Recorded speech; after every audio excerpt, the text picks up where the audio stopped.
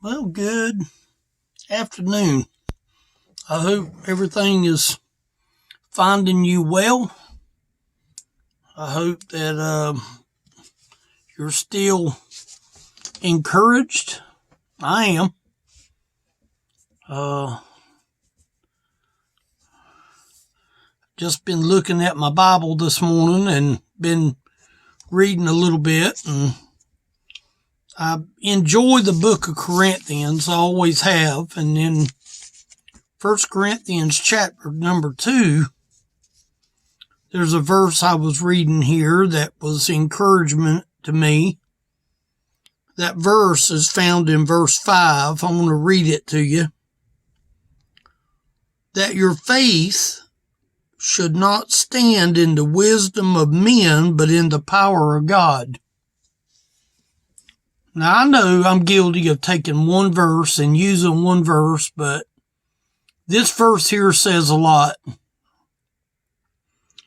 It says a lot. That your faith should not stand in the wisdom of men, but in the power of God. What is the wisdom of men? You know, I wrote down a few things. I don't know how many of them I'll use, but I wrote down a few things. The first one that I thought of, the wisdom of men is nothing but the flesh. There's a lot of people fleshly. A lot of people. A lot of people that's all they think about because that's all they have. They don't have the understanding of the spiritual things. So all they can do is think in the flesh. All they can do is act in the flesh. What goes along with flesh is being earthly. You know, when you're got an earthly mind, you're going to do earthly things. Let's face it. I mean, that's not hard to understand. If you're going to be in the flesh, you're going to be fleshly. If you're going to be earthly, then there's zero advantage of wisdom of the earthly. It's not going to help. It's going to make life rough and tough. We use the word carnal.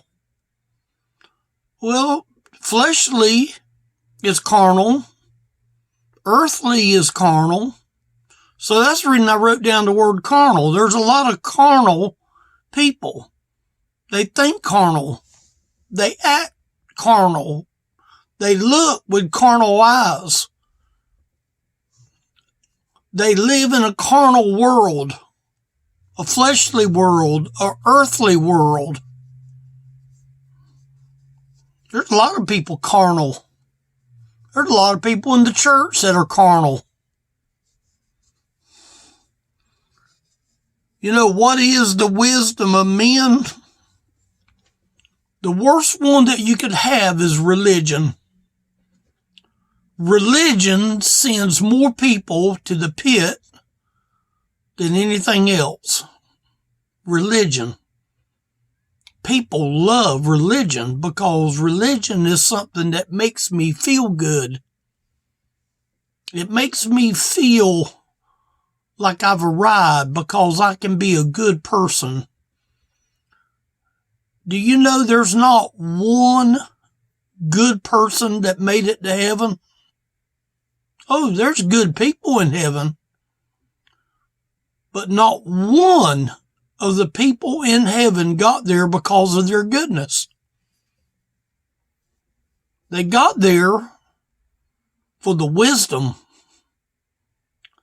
And talking about this wisdom that we're referring to here, what is the wisdom of men? You didn't get to heaven by the wisdom of men.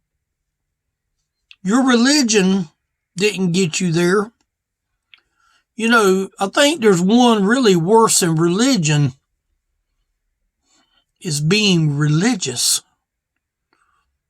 If you have religion without Christ, then you have a religious environment. And that religious environment doesn't work. It doesn't work. I bought my grandson one of these big balls, and we had fun with it. And I stuck it behind my head on the chair, and evidently something happened that it made just the tiniest little hole in that ball. And I tried airing it up, but seemed like it just didn't do any good. When I found the hole, I knew right then that it wasn't going to be able to hold air until I fix it. I'm going to have to fix it for it to hold air. I don't know that I can patch it, but I know it has a hole in it, and I know the location of where the hole is. So why am I saying that? Would it have been right for me to continue to keep airing up that ball, knowing that it wasn't going to hold air, that I'm just continually pumping and pumping away? No, it was wisdom that I needed to find where the air was coming out. If I would have known that I was going to damage the ball, I would have never put it where I put it. But I didn't know that it was making a tiny little hole in the ball. See, you can use wisdom in many, many ways. And that's just one little simple little way. I wouldn't have put the ball there had I would have known that the hole was going to be there. So what is the wisdom of men? Religious, being religious, settling for religion, empty religion. That's one thing I wrote down, empty. There's people that are empty today. They're empty. They're running on fumes. Their gas tank is empty. You know, you can run on empty a good while until there's no more fumes. When the fumes are not there, then you're going to pull to the side of the road. And there's too many people that are living on the fumes of the earthly, carnal, fleshly life that we have in man's wisdom and man's thinking. Man's wisdom can get you in a heap of trouble. It can actually make you useless. If your wisdom and what you're banking on is your wisdom, it can render you useless. Now, I told my grandson about that ball. I said, you know what? We can use that ball so that I can throw it at him when he runs down the hall. We always try to play tag. And when he runs away from me, I take the little ball and I'll throw it. And if I throw it and I see that it touched him, I'll say, I got you. I got you. See, that bigger ball we're going to be able to use to be able to make it where it would still be usable to still bring joy. But wisdom without God is a lot like an empty ball that don't work anymore. It don't bounce. It don't even look good. It's useless for the most part. Now, I can find a use for it, but it's basically useless as it is now. You know what you are when you have the wisdom of men? You're helpless. Unless the Lord has mercy and sends somebody with some answers, you're just helpless. You're like a boat that is taken on water. You know, the Titanic didn't sink in 15 minutes, but it began to take on water. And the more water it took on, the more the ship was level, the more it began to do this number. And it wasn't very long that ship slipped up under the water, never to be seen again. so a person can be useless.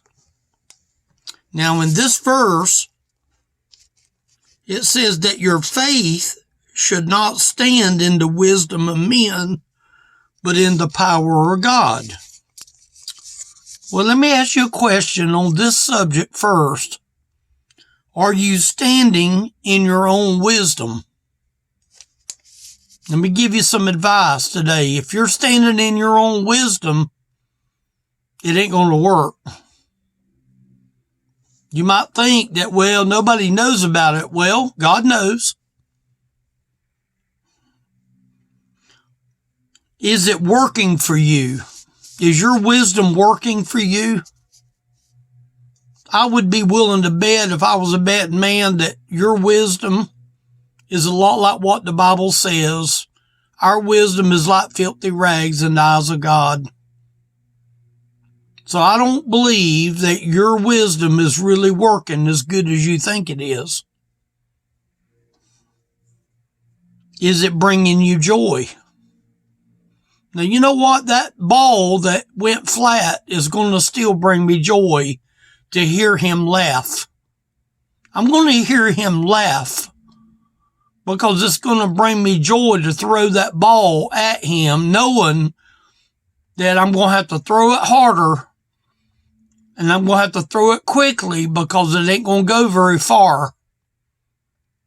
But I'm going to get joy out of that ball. But I'm going to tell you something. You're not going to get joy out of man's wisdom. You're just not going to get it. Wisdom of men can't bring you joy. It won't bring you joy. It won't bring you any peace. And it won't bring you no victory. Now, I have another ball. When I bought them two, I bought two at the same time. I have the other ball, and I can play with the other ball. But the other one that is flat is not going to really give me joy like the one that still works. Wisdom of men can't bring you joy. It can't bring you peace. And it can't bring you victory. Only salvation can bring godly wisdom. Only salvation, meaning only the Christ can bring you salvation. That's it. Religion can't do it. Living in the flesh can't do it. Living in emptiness and living in uselessness can't do it. All them things that I called out just a minute ago. Only salvation can bring godly wisdom to you. And godly wisdom I can say, has been given to me. Now, does that mean I have all wisdom? No, I don't have all wisdom. Do I have a little bit that I can open up my Bible and read a verse and get something from that verse without having to read and read? I've been sitting out here yawning. I've been sitting out here rubbing my eyes. I've been sitting here going from page to page. There's a lot of things that, there's still more messages here that I could have done, but what is the message of this moment right now? The question was, what is the wisdom of men? There's only one wisdom. And that wisdom, if you're born again and saved, that wisdom has been given to you. And the wisdom has been given to me because I pursued for it. I wanted it. I desired it. I had a desire for that wisdom. Now, does that mean that I've got all things figured out? Absolutely not. I'm glad that I have a certain amount of wisdom. If I would have known I was going to flatten my grandson's ball, I wouldn't have done it. But I didn't know it at the time. there's only one wisdom, and that's his wisdom. That's God's wisdom. That's the only wisdom that's going to help you in your life. Now, it mentioned here in this verse that your faith should not stand in the wisdom of men. Your faith. Well, Hebrews 11:1 says, now faith is the substance of things hoped for, the evidence of things not seen. For by it, faith, the elders obtained a good report. They didn't see everything with their eye. They didn't see God with their eye. They didn't feel God with their fingers. But let me cut to the chase as we close. If you have no faith, you have no wisdom, and you have no power. Because if you notice, it says, but in the power of God, meaning that your faith should not stand in the wisdom of men, but in the power of God. So if you have no faith, if you've never been saved, then there's no active faith in you. So there's really no wisdom in you that comes from God now. The only wisdom you have is the wisdom that you can come up with in your mind, but that's not going to help on that day of judgment. It won't help you then. I'm talking about the wisdom that will get you to the streets of glory is the wisdom that I'm referring to. No faith, no wisdom is equal to no power. If you don't have faith in the Lord, you can't depend on his wisdom. You can't depend on his power. But take somebody that believes in the Lord. Take somebody that has little faith. Doesn't the Bible talk about, O ye a little faith? Wherefore didst thou doubt? I think it says something like that. I don't remember where that is. O ye a little faith. I'll have to look that one up because I don't remember where it's recorded in the scripture. But look at it this way. Little faith, little wisdom, and little power. Now, we talked about the no faith, no wisdom, and no power. We talked about the little faith and the little wisdom and the little power. But let me end with this. Do you desire great faith? If you desire great faith, you're going to desire great wisdom. I believe God's going to grant you great wisdom when he sees great faith. And when he sees great faith and he allows great wisdom, I believe that he's going to give that person great power. I hope that you know him today as the person that is the one responsible for the wisdom that he's able to give. He's able to give wisdom today. He's able to give wisdom to you today. But it comes with salvation. You can't get wisdom by bypassing salvation. Let me just save you a lot of work from here on out. Don't try to bypass salvation because you won't get the wisdom of God if you try to go around salvation. It ain't going to work. It ain't going to work. Elderly Ministry is the website here. There's a phone number on the website. If you go to the tab at the top and pull it down, you'll see a contact and you'll see a phone number there. You're welcome to call. If I can do anything, if we can sit and talk and have a few minutes to discuss, I don't have a problem in that. We'll open up the Bible together. We'll share with each other. I can walk you through the plan of salvation. There's nothing like not knowing the Lord. You need to know him today. Thank y'all for watching.